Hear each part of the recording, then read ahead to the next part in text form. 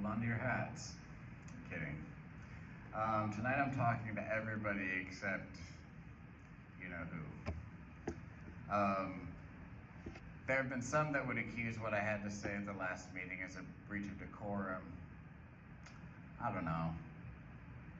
On public record, from public office, saying that thousands upon thousands of residents of this community should hide who they are behind closed doors. Feels like that's a much bigger breach of decorum than somebody coming here and calling that person a bigot. Now that person was about to respond, and the person who stopped him from responding was smart in so doing so, because was he gonna apologize? Come on.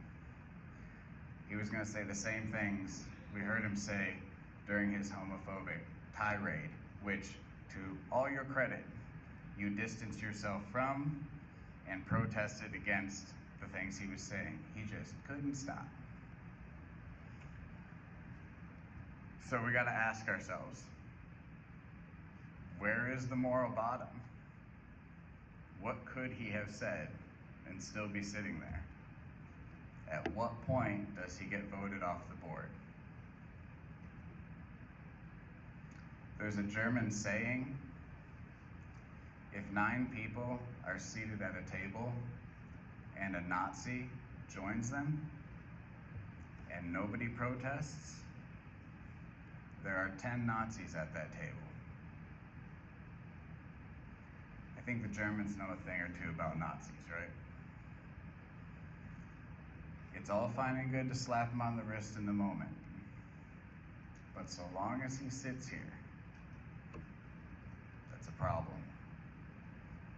Problem for the whole community to know that Target is a safer space than St. Clair County as a whole. Wasn't there a lady in Marysville who had some stuff to say a few years ago? Brought a lot of unnecessary attention to that community. Popping off with stuff that is at least 50, 60 years outdated, if it ever allowed a date in the first place. I left for 20 years. I didn't miss much.